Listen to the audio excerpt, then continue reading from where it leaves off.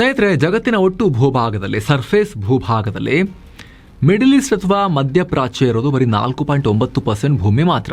ಆದರೆ ಜಗತ್ತಿನ ಒಟ್ಟು ತೈಲದ ಪೈಕಿ 55.4% ಆಯಿಲ್ ಅಂದ್ರೆ ಕ್ರೂಡ್ ಆಯಿಲ್, ಕಚ್ಚಾ ತೈಲ, ಪೆಟ್ರೋಲಿಯಂ ಉತ್ಪನ್ನಗಳನ್ನು ಮಾಡಕ್ ಬೇಕಾಗಿರೋದು ಇಲ್ಲೇ ಇದೆ. ಈ 4.9% ಜಾಗದಲ್ಲಿ ಭೂಮಿಯ ಅರ್ಧಕ್ಕೂ ಅಧಿಕ ಕ್ರೂಡ್ ಆಯಿಲ್ ಅನ್ನ ಈ ಸೃಷ್ಟಿ ಇಟ್ಟುಬಿಟ್ಟಿದೆ. ಆದರೆ ಯಾಕೆ ಹೀಗೆ? ಸದ್ಯ ಅಮೆರಿಕ ಇರಾನ್ ಸಂಘರ್ಷದಿಂದ ಹಾರ್ಮುಜ್ ಜಲಸಂಧಿ ಬಂದಾಗಿ ಭಾರತ ಸೇರಿದ ಹಾಗೆ ಜಗತ್ತಿನೆಲ್ಲೆಡೆ ಇಂಧನ ಬಿಕ್ಕಟ್ಟು ಸೃಷ್ಟಿಯಾಗಿರೋದು ನಿಮಗೆಲ್ಲ ಗೊತ್ತೇ ಇದೆ. ಭಾರತದಲ್ಲಂತೂ LPG ಗ್ಯಾಸ್ ಎಮರ್ಜೆನ್ಸಿ ಕ್ರಿಯೇಟ್ ಆಗಿದೆ. ಆದರೆ ಹೊತ್ತಲ್ಲಿ ನಾವೆಲ್ಲರೂ ಕೇಳಿಕೊಳ್ಳಬೇಕಾಗಿರೋ ಅತಿ ಮುಖ್ಯವಾಗಿರೋ ಪ್ರಶ್ನೆ, ಇಡೀ ಜಗತ್ತನ್ನು ತನ್ನ ಕಂಟ್ರೋಲ್ನಲ್ಲಿ ಇಟ್ಟುಕೊಳ್ಳುವಷ್ಟು ಪವರ್ ಈ ಮಿಡಲ್ ಈಸ್ಟ್ಗೆ ಅಥವಾ ಈ ವೆಸ್ಟ್ ಏಷ್ಯನ್ ಪ್ರದೇಶಕ್ಕೆ, ಮಧ್ಯಪ್ರಾಚ್ಯಕ್ಕೆ ಎಲ್ಲಿಂದ ಬಂತು? ಆ ಒಣ ಮರಳುಗಾಡಿನ ಕೆಳಗಡೆ ಅಷ್ಟೊಂದು ಅಗಾಧವಾದ ತೈಲ ಬಂದು ಸೇರ್ಕೊಂಡಿದ್ದು ಎಲ್ಲಿಂದ? ಹಾಗೆ ನೋಡಿದ್ರೆ ಭಾರತವು ಇಷ್ಟೊಂದು ವಿಶಾಲವಾಗಿದೆ. ಭೂಮಿಯಲ್ಲಿ ಅದೇ ಲೆವೆಲ್ನಲ್ಲಿ ಮಧ್ಯದಲ್ಲೇ ಬರುತ್ತೆ ಭಾರತನು. ಒಂದೇ ಲೈನ್ನಲ್ಲಿ ಬರ್ತವೆ ಮಿಡಲ್ ಈಸ್ಟು, ಭಾರತ ಇಲ್ಲ ಅಲ್ವಾ? ಭೂಮಿಯ ಮಧ್ಯಭಾಗದಲ್ಲಿ, ಭೂಮಧ್ಯ ರೇಖೆ ಹತ್ರ. ಆದರೆ ನಮ್ಮ ನೆಲದ ಕೆಳಗಡೆ ಯಾಕೆ ಇಷ್ಟೊಂದು ಪೆಟ್ರೋಲಿಯಂ ಸಿಗ್ತಾ ಇಲ್ಲ? ಇಷ್ಟು ದೊಡ್ಡ ದೇಶ, ಬರೀ ಜಗತ್ತಿನ 0.2%, 1% ಕೂಡ ತೈಲ ನಮ್ಮ ಹತ್ರ ಇಲ್ಲ. 0.2% ಆಸುಪಾಸಲ್ಲಿ ಪ್ರೂವನ್ ಆಯಿಲ್ ರಿಸರ್ವ್ ಇಟ್ಕೊಂಡು ಓಡಾಡ್ತಿದ್ದೀವಿ ನಾವು. 85% ಇಂಪೋರ್ಟ್ ಮಾಡಿಕೊಂಡು ಹೊರಗಡೆಯಿಂದ. ಬನ್ನಿ ಹಾಗಾದರೆ ತೈಲ ರಾಜಕೀಯದ ಹಿಂದಿರೋ ಪ್ರಕೃತಿಯ ದೊಡ್ಡ ಆಟವನ್ನು, ಪ್ರಕೃತಿಯ ದೊಡ್ಡ ಸೀಕ್ರೆಟನ್ನು ನಾವು ಇವತ್ತಿನ ಈ ವರದಿಯಲ್ಲಿ ಅರ್ಥ ಮಾಡ್ಕೊಳ್ತೀವಿ. ನೀವು ನೋಡ್ತಾ ಇದ್ದೀರಾ ಮಸ್ತ್ ಮಗ ಚಾನಲ್, ನಾನು ಅಮರ್ ಪ್ರಸಾದ್. ಜಗತ್ತಿನ ಕುತ್ತಿಗೆ ಹಿಸುಕುತ್ತಿರುವ ತೈಲ ಏಕಸ್ವಾಮ್ಯ. ಸ್ನೇಹಿತರೆ, ಒಪೆಕ್ ಕೊಟ್ಟಿರೋ ಈ ಡೇಟಾ ನೋಡಿ. ಜಗತ್ತಿನಾದ್ಯಂತ ಸದ್ಯ 1567 billion barrels proven oil reserve ಇದೆ.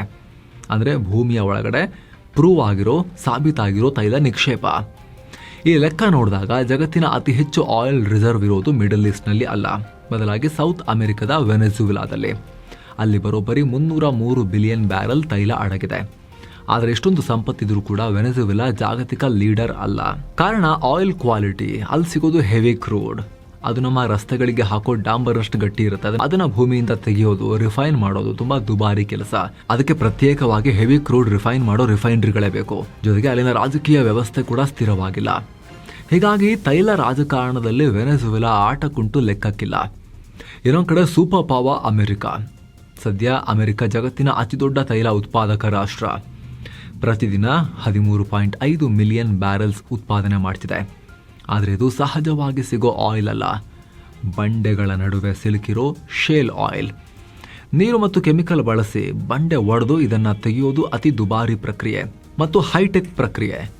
ಅಮೆರಿಕದ ಹತ್ರ ಆ ಟೆಕ್ನಾಲಜಿ ಇದೆ. ಜೊತೆಗೆ ಅದನ್ನು ಅವರು ಮಾಡ್ತಿರೋದು ಸ್ವಂತ ಭದ್ರತೆಗೆ ಹೊರತು ಇಡೀ ಜಗತ್ತಿಗೆ ಅಗ್ಗವಾಗಿ ಹಂಚಕ್ಕಲ್ಲ, ಅವರ ಎನರ್ಜಿ ಸೆಕ್ಯೂರಿಟಿಗೋಸ್ಕರ. ಆದರೆ ಮಿಡಲ್ ಈಸ್ಟ್ ನಲ್ಲಿ ಇದೆಯಲ್ಲ, ಇದು ಪ್ರಪಂಚಕ್ಕೆ ಬೇಕಾದ ಹಾಗೆ ಅತಿ ಸುಲಭವಾಗಿ ಸಿಗುವ ತೈಲ.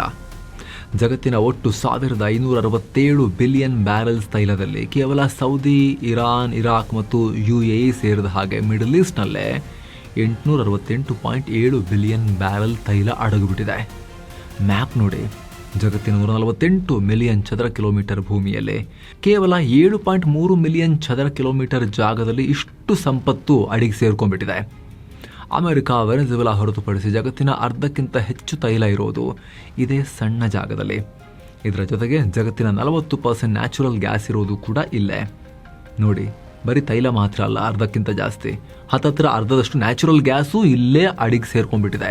ವೆನೆಜುವೆಲಾ ಮತ್ತು ಅಮೆರಿಕದ ಆಯಿಲ್ಗೂ ಮಿಡಲ್ ಈಸ್ಟ್ ಆಯಿಲ್ಗಿರೋ ಅತಿ ದೊಡ್ಡ ವ್ಯತ್ಯಾಸ ಅಂದ್ರೆ ಲಾಭ. ಮಿಡಲ್ ಈಸ್ಟ್ ನಲ್ಲಿ ಸಿಗೋದು ಲೈಟ್ ಸ್ವೀಟ್ ಕ್ರೂಡ್. ಇದನ್ನ ರಿಫೈನ್ ಮಾಡೋದು ತೀರಾ ಸುಲಭ ಮತ್ತು ಭೂಮಿಯನ್ನ ಅಲ್ಪ ಆಗಿದ್ರೆ ಸಾಕು ಆಯಿಲ್ ಬುಗ್ ಅಂತ ಬರುತ್ತೆ. ಒಂದು ಬ್ಯಾರಲ್ ಹೊರತೆಗೆಯೋಕೆ ಇವರಿಗೆ ತಗುಲೋ ವೆಚ್ಚ ಬರೀ $8 ಮಾತ್ರ. ಅಮೆರಿಕ ಮತ್ತು ವೆನೆಜುವೆಲಾ ಬಳಿ ಎಷ್ಟೇ ಆಯಿಲ್ ಇದ್ರೂ ಜಗತ್ತಿನ ಕುತ್ತಿಗೆ ಹಿಸುಕುವ ಪವರ್ ಇರೋದು ಮಿಡಲ್ ಈಸ್ಟ್ಗೆ. ಯಾಕಂದ್ರೆ ಈ ಆಯಿಲ್ ಅಗ್ಗ, ಕ್ವಾಲಿಟಿ ಇದೆ ಮತ್ತು ಒಂದು ಸಣ್ಣ ಭೌಗೋಳಿಕ ಜಾಗದಲ್ಲಿ ರಾಶಿ ಬಿದ್ದಿದೆ. ಇದರ ನೇರ ಪರಿಣಾಮ ನಾವೀಗ ಕಣ್ಣಾರೆ ನೋಡ್ತಾ ಇದ್ದೀವಿ. ಇಡೀ ಮಿಡಲ್ ಈಸ್ಟ್ ನಿಂದ ಇಡೀ ಜಗತ್ತಿಗೆ ಈ ತೈಲ ಮತ್ತು ಗ್ಯಾಸ್ ರವಾನೆ ಆಗ್ತಾ ಇದ್ದ ಏಕೈಕ ಮಾರ್ಗ ಯಾವ್ದು ಗೊತ್ತಾ? ಹಾರ್ಮುಜ್ ಜಲಸಂಧಿ. ಅದನ್ನೀಗ ಇರಾನ್ ಬಂದ್ರೆ ಮಿಸೈಲ್ ಹಾಕ್ತೀವಿ ಅಂತ ಹೆದರಿಸ್ತಾ ಇದೆ. ಆ 4.9% ಜಾಗದಲ್ಲಿ ನಡೀತಾ ಇರೋ ಸಂಘರ್ಷದಿಂದ ಜಗತ್ತಿನ 21% ಆಯಿಲ್ ಮತ್ತು 20% ನ್ಯಾಚುರಲ್ ಗ್ಯಾಸ್ ಮೂವ್ ಆಗಬೇಕಾಗಿತ್ತಲ್ಲ, ಅದು ಕಟ್ ಆಗಿದೆ.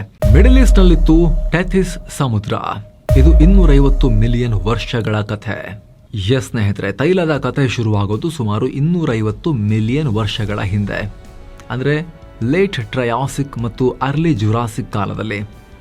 ಆಗ ಇವತ್ತು ನಾವೇನು middle East, Saudi Arabia, Iran, Iraq ಅಂತ ನೋಡ್ತಾ ಇದೀವಲ್ಲ, ಸುಮಾರು 200 ಮಿಲಿಯನ್ ವರ್ಷಗಳ ಹಿಂದೆ ಡೈನೋಸಾರ್ಗಳ ಕಾಲದಲ್ಲಿ ಅಲ್ಲಿ ಯಾವುದೇ ಮರಳುಗಾಡು ಇರಲಿಲ್ಲ. ಬದಲಾಗಿ ಅಲ್ಲಿ ಟೈಥಿಸ್ ಹೆಸರಿನ ದೊಡ್ಡದಾದ ಬೆಚ್ಚಗಿನ ಸಮುದ್ರ ಇತ್ತು. ಈ ಟೈಥಿಸ್ ಸಮುದ್ರದಲ್ಲಿ ಫೈಟೋಪ್ಲಾಂಕ್ಟನ್ ಅನ್ನೋ ಸೂಕ್ಷ್ಮ ಸಸ್ಯಗಳು ಮತ್ತು ಪಾಚಿ ಸಿಕ್ಕಾಪಟ್ಟೆ ಇದ್ವು.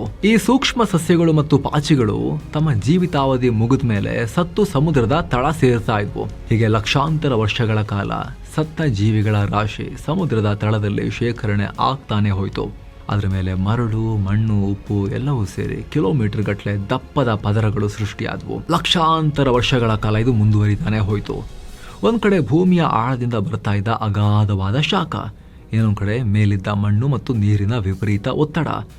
ಈ ಶಾಖ ಮತ್ತು ಒತ್ತಡದ ನಡುವೆ ಸಿಲುಕಿದ ಆ ಜೀವರಾಶಿ, ಆ ಪಾಚಿ ಅವಶೇಷ ಎಲ್ಲ ಆಕ್ಸಿಜನ್ ಇಲ್ಲದ ಕಾರಣ ಅದು ಕೊಳ್ಳಲಿಲ್ಲ ಅಲ್ಲಿ. ಬದಲಾಗಿ ಲಕ್ಷಾಂತರ ವರ್ಷಗಳ ಪ್ರಕ್ರಿಯೆಯಲ್ಲಿ ನಿಧಾನವಾಗಿ ಬೇಯ್ತಾ ಹೈಡ್ರೋಕಾರ್ಬನ್ಸ್ ಅಥವಾ ನಾವು ಕರೆಯುವ ಕಚ್ಚಾ ತೈಲ ಅಥವಾ ಕ್ರೂಡ್ ಆಯಿಲ್ ಅಥವಾ ಗ್ಯಾಸ್ ಆಗಿ ಬದಲಾದವು. ಇದೊಂದು ರೀತಿಯಲ್ಲಿ ಭೂಮಿಯ ಒಳಗಿನ ನ್ಯಾಚುರಲ್ ಪ್ರೆಷರ್ ಕುಕ್ಕರ್ ಇದ್ದ ಹಾಗೆ. ಆದರೆ ಕೇವಲ ಆಯಿಲ್ ಉತ್ಪತ್ತಿ ಆದ್ರಷ್ಟೇ ಸಾಲದು, ಅದು ಭೂಮಿಯನ್ನು ಸೀಳಿಕೊಂಡು ಆಚೆ ಬಂದು ಆವಿಯಾಗಿ ಹೋಗಬಾರ್ದು. ಅದಕ್ಕೆ ಪ್ರಕೃತಿ ಮಿಡಲ್ ಈಸ್ಟ್ ನಲ್ಲಿ ಒಂದು ಅದ್ಭುತವಾದ ಸೀಕ್ರೆಟ್ ಲಾಕರ್ ಅನ್ನ ಸೃಷ್ಟಿ ಮಾಡಿತು. ಸುಮಾರು 20 ಮಿಲಿಯನ್ ವರ್ಷಗಳ ಹಿಂದೆ ಮಿಯೋಸಿನ್ ಕಾಲಘಟ್ಟದಲ್ಲಿ ಒಂದು ದೊಡ್ಡ ಘಟನೆ ಆಯಿತು. ಅದೇನು ಅಂದ್ರೆ ಭೂಮಿಯ ಟೆಕ್ಟಾನಿಕ್ ಪ್ಲೇಟ್ಗಳು ಚಲಿಸೋಕೆ ಶುರುವಾದವು. ಅರೇಬಿಯನ್ ಪ್ಲೇಟ್ ಉತ್ತರಕ್ಕೆ ಚಲಿಸಿ ಯುರೇಷಿಯನ್ ಪ್ಲೇಟ್ಗೆ ಭೀಕರವಾಗಿ ಡಿಕ್ಕಿ ಹೊಡಿತು. ಆ ಡಿಕ್ಕಿಯ ರಭಸಕ್ಕೆ ಝಾಗ್ರೋಸ್ ಪರ್ವತಗಳು ಸೃಷ್ಟಿಯಾದವು. ಇವು ಭೌಗೋಳಿಕ ಬದಲಾವಣೆಯಿಂದ ಬಲವಾದ ಮರಳುಗಲ್ಲು ಮತ್ತು ಸುಣ್ಣದ ಕಲ್ಲಿನ ಪದರಗಳು ಮಡಿಕೆಗಳಾಗಿ ನಿರ್ಮಾಣ ಆದವು. ಇದನ್ನೇ ಭೂಗರ್ಭಶಾಸ್ತ್ರದಲ್ಲಿ ಆಂಟಿಕ್ಲೈನ್ಸ್ ಅಂತ ಕರೆಯೋದು. ಅಂದ್ರೆ ಮಿಡಲ್ ಈಸ್ಟ್ ನ ನೆಲದಡಿಯಲ್ಲಿ ಕಲ್ಲುಗಳು ಗುಮ್ಮಟದ ಆಕಾರದಲ್ಲಿ ಬಾಗಿ ಒಂದು ಭದ್ರವಾದ ಮುಚ್ಚಳದಂತೆ ಅಥವಾ ಸೀಲ್ನಂತೆ ಕೆಲಸ ಮಾಡಿದ್ವು. ಕೆಳಗೆ ಬೆಂದ ತೈಲ ಮೇಲೆ ಬರದಂತೆ ಆ ಕಲ್ಲಿನ ಮುಚ್ಚಳಗಳು ಟ್ರ್ಯಾಪ್ ಮಾಡಿ ಇಟ್ಕೊಂಡ್ವು. ಇದೇ ಆ ಪ್ರಕೃತಿಯ ವಿಸ್ಮಯ. ಆ ಟೈಥಿಸ್ ಸಮುದ್ರವೇ ಇಂದಿನ ಅರಬ್ ಶೇಖ್ಗಳ ಸಂಪತ್ತಿನ ಮೂಲ. ಇದರ ಲಾಭ ಮಿಡಲ್ ಈಸ್ಟ್ಗೆ ಹೇಗಾಗಿದೆ ಗೊತ್ತಾ ಸ್ನೇಹಿತರೆ?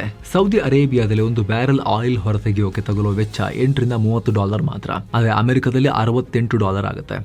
ಬ್ರಿಟನ್ ನಲ್ಲಿ $50 ಹೆಚ್ಚಾಗುತ್ತೆ. ಆಳದ ವಿಚಾರಕ್ಕೆ ಬಂದ್ರೆ ಮಿಡಲ್ ಈಸ್ಟ್ ನಲ್ಲಿ ಭೂಮಿಯನ್ನ ಕೇವಲ 1000ದಿಂದ 3000 ಮೀಟರ್ ಆಗಿದ್ರೆ ಸಾಕು ಆಯಿಲ್ ಚಿಮ್ಮತ್ತೆ.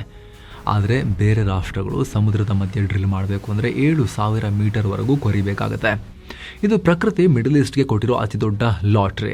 ಹಾಗಿದ್ರೆ ಅಷ್ಟೊಂದು ವಿಶಾಲವಾದ ಟೈಥಿಸ್ ಸಮುದ್ರ ಎಲ್ಲಿಗೆ ಹೋಯ್ತು? ಅದೇನು ಬಿಸ್ಲಿಗೆ ಬತ್ತಿ ಹೋಗ್ಲಿಲ್ಲ ಸ್ನೇಹಿತರೆ. ಬದಲಾಗಿ ಗೊಂಡ್ವಾನಾ ಖಂಡದಿಂದ ಬೇರ್ಪಟ್ಟ ಆಫ್ರಿಕಾ, ಅರೇಬಿಯಾ ಮತ್ತು ಭಾರತದ ಭೂಖಂಡಗಳು ಯುರೇಷಿಯಾ ಪ್ಲೇಟ್ಗೆ ಭೀಕರವಾಗಿ ಡಿಕ್ಕಿ ಹೊಡೆದ್ವು.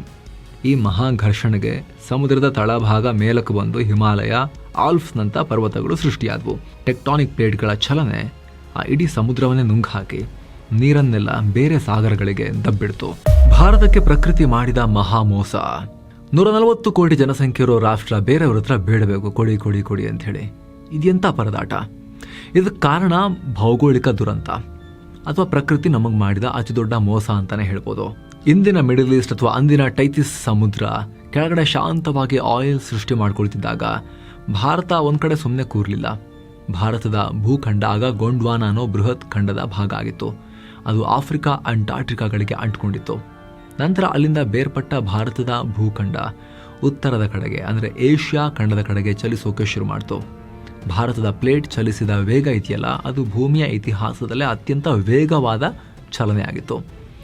ವರ್ಷಕ್ಕೆ ಸುಮಾರು 15ರಿಂದ 20 ಸೆಂಟಿಮೀಟರ್ನಷ್ಟು ಅತಿ ವೇಗವಾಗಿ ಭಾರತದ ಭೂಖಂಡ ಚಲಿಸ್ತಾ ಇತ್ತು. ವರ್ಷಕ್ಕೆ 15-20 ಸೆಂಟಿಮೀಟ್ರು ಅದೇನು ಸ್ಪೀಡ್ ಏನ್ರಿ ವರ್ಷಕ್ಕೆ ಅಂತ ಕೇಳ್ಬೋದು. ಭೂಮಿಯ ಚಲನೆ ವಿಚಾರಕ್ಕೆ ಬಂದಾಗ ಭಾರಿ ವೇಗ ಅದು.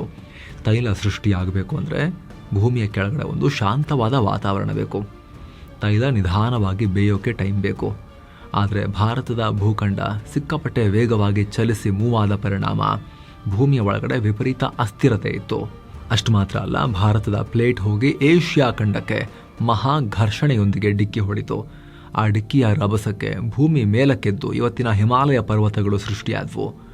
ಡೆಕ್ಕನ್ ಟ್ರ್ಯಾಪ್ಸ್ ಅನ್ನೋ ಭಾರೀ ಜ್ವಾಲಾಮುಖಿ ಸ್ಫೋಟಗಳು ಕೂಡ ಉಂಟಾದವು. ಎಷ್ಟೊಂದು ಭೀಕರವಾಗಿತ್ತು ಅಂದರೆ ಬರೋಬ್ಬರಿ 5 ಲಕ್ಷ ಚದರ ಕಿಲೋಮೀಟರ್ ಪ್ರದೇಶವನ್ನು ಲಾವಾರಸ ಆವರಿಸ್ಕೊಂಡಿತ್ತು. ಈ ಬೃಹತ್ ಘರ್ಷಣೆ ಮತ್ತು ಜ್ವಾಲಾಮುಖಿಗಳ ಸ್ಫೋಟದಿಂದಾಗಿ ಒಂದು ವೇಳೆ ನಮ್ಮ ನೆಲದ ಅಡಿಯಲ್ಲಿ ಹೈಡ್ರೋಕಾರ್ಬನ್ಸ್ ಅಥವಾ ತೈಲ ರೂಪುಗೊಂಡಿದ್ರೂ ಕೂಡ ಅದನ್ನು ಹಿಡಿದಿಟ್ಟುಕೊಳ್ಳೋ ಮುಚ್ಚಳಗಳು ಅಥವಾ ಟ್ರ್ಯಾಪ್ಗಳು ಒಡೆದು ಹೋದವು. ಅಗಾಧವಾದ ಲಾವಾರಸದ ಉಷ್ಣಾಂಶ ತೈಲ ಸೃಷ್ಟಿಗೆ ಬೇಕಿದ್ದ ಎಲ್ಲ ಜೈವಿಕ ರಾಶಿಯನ್ನು ಸಂಪೂರ್ಣವಾಗಿ ಸುಟ್ಟು ಬೂದಿ ಮಾಡ್ತು.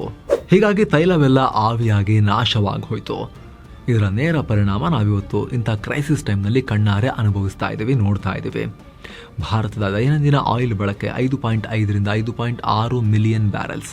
ಆದರೆ ನಮ್ಮ ಸ್ವಂತ ಉತ್ಪಾದನೆ ಮಾತ್ರ 0.6 ಮಿಲಿಯನ್ ಬ್ಯಾರೆಲ್ಸ್ ಮಾತ್ರ. ಅಂದರೆ ನಮ್ಮ ಅಗತ್ಯದ 88% ಆಯಿಲನ್ನು ನಾವು ಹೊರಗಿಂದ ಆಮದು ಮಾಡಿಕೊಳ್ಳಲೇಬೇಕಾದ ಅನಿವಾರ್ಯತೆ ಇದೆ. LPG ಗ್ಯಾಸ್ ವಿಚಾರಕ್ಕೆ ಬಂದರೆ ನಾವು ವರ್ಷಕ್ಕೆ 29.65 ಮಿಲಿಯನ್ ಮೆಟ್ರಿಕ್ ಟನ್ ಬಳಸ್ತೀವಿ. ಇದರಲ್ಲಿ 60% ಹೊರಗಡೆಯಿಂದಲೇ ಇಂಪೋರ್ಟ್ ಆಗ್ತಾ ಇದೆ. ನಮ್ಮಲ್ಲಿ ಅಸ್ಸಾಂನ ಡಿಗ್ಬಾಯ್, ಮುಂಬೈ ಬಳಿಯ ಬಾಂಬೆ ಹೈ ಮತ್ತು ಆಂಧ್ರದ ಕೃಷ್ಣ ಗೋದಾವರಿ ಬೇಸಿನ್ನಲ್ಲಿ ಸ್ವಲ್ಪ ಮಟ್ಟಿನ ಗ್ಯಾಸ್ ರಿಸರ್ವ್ಸ್ ಇವೆ. ಆದರೆ ನಮ್ಮ 140 ಕೋಟಿ ಬೃಹತ್ ಜನಸಂಖ್ಯೆಗೆ ಇದು ಎಲ್ಲಿಗೂ ಸಾಕಾಗಲ್ಲ. ಭವಿಷ್ಯದ ದಾರಿ ಏನು? ಸ್ನೇಹಿತರೆ, ತೈಲ ಅನ್ನೋದು ಪ್ರಕೃತಿ ಆಯ್ದ ಕೆಲ ಜಾಗಗಳಿಗೆ ಕೊಟ್ಟಿರೋ ಗಿಫ್ಟ್. ಆದರೆ ಅದೇ ತೈಲ ಇವತ್ತು ಜಾಗತಿಕ ಸಂಘರ್ಷಗಳಿಗೆ, ರಕ್ತ ದೋಕುಳಿಗೆ ಕಾರಣ ಆಗಿದೆ. ಯಾವಾಗಲೂ ಹೊರ್ಮುಜ್ ಜಲಸಂಧಿಯಲ್ಲಿ ಉದ್ವಿಗ್ನತೆಯಾದರೆ ಇಲ್ಲಿ ಭಾರತದಲ್ಲಿ ಸಾಮಾನ್ಯ ಮನುಷ್ಯರ ಜೇಬಿಗೆ ಕತ್ತರಿ ಬೀಳುತ್ತೆ. ಇದಕ್ಕೆ ಒಂದೇ ಒಂದು ಶಾಶ್ವತ ಪರಿಹಾರ ಅಂದರೆ ಪರ್ಯಾಯ ಶಕ್ತಿ. ನಾವು ಎಷ್ಟು ಬೇಗ ಸೋಲಾರ್, ಎಲೆಕ್ಟ್ರಿಕ್ ವಾಹನಗಳು ಮತ್ತು ಗ್ರೀನ್ ಹೈಡ್ರೋಜನ್ ಕಡೆಗೆ ಶಿಫ್ಟ್ ಆಗ್ತೀವೋ ಅಷ್ಟು ಬೇಗ ಈ ಆಯಿಲ್ ಟೆನ್ಷನ್ನಿಂದ ಭಾರತ ಮುಕ್ತ ಆಗಬಹುದು. ಇಲ್ಲದೆ ಹೋದರೆ ಇರಾನ್, ಅಮೆರಿಕದಂತಹ ರಾಷ್ಟ್ರಗಳ ಕಿತ್ತಾಟಕ್ಕೆ ನಾವು ಪ್ರತಿ ಬಾರಿನೂ ಬೆಲೆ ತೆರಬೇಕಾಗತ್ತೆ. ಈ ಬಗ್ಗೆ ನಿಮ್ಮ ಒಪಿನಿಯನ್ ಮಿಸ್ ಇಲ್ಲದೆ ಕಾಮೆಂಟ್ ಮಾಡಿ ತಿಳಿಸಿ, ನಿಮಗೆ ಏನು ಅನಿಸ್ತು ಅಂತ. ಹಾಗೆ ಸ್ನೇಹಿತರೆ, ವಿಡಿಯೋ ಕೆಳಗಡೆ ಜಾಯಿನ್ ಬಟನ್ ಇದೆ, ಅದ್ರ ಮೇಲೆ ಕ್ಲಿಕ್ ಮಾಡೋ ಮೂಲಕ ಆಸಕ್ತ ವೀಕ್ಷಕರು ಮಸ್ತ್ ಮಗ ಪ್ರೀಮಿಯಂ ಮೆಂಬರ್ಸ್ ಆಗ್ಬೋದು. ಎಲ್ಲ ಮೆಂಬರ್ ಓನ್ಲಿ ವೀಡಿಯೋಸನ್ನು, ಅದು ಬಿಸ್ನೆಸ್, ಕರೆಂಟ್ ಪವರ್, ಎಕನಾಮಿಕ್ಸ್ನ ಮಿನಿ ಸೀರೀಸ್ ಎಲ್ಲವನ್ನು ನೋಡೋಕೆ ಶುರು ಮಾಡ್ಬೋದು. ಎಲ್ಲಕ್ಕಿಂತ ಹೆಚ್ಚಾಗಿ ಅದು ನೀವು ನಮಗೆ ಕೊಡೋ ಅತಿ ದೊಡ್ಡ ಬೆಂಬಲ. ಆಸಕ್ತರು ಜಾಯಿನ್ ಬಟನ್ ಚೆಕ್ ಮಾಡಿ ಮತ್ತೆ ಭೇಟಿ ಆಗ್ತಿರೋಣ ಸ್ನೇಹಿತರೆ. ನಮಸ್ತೆ.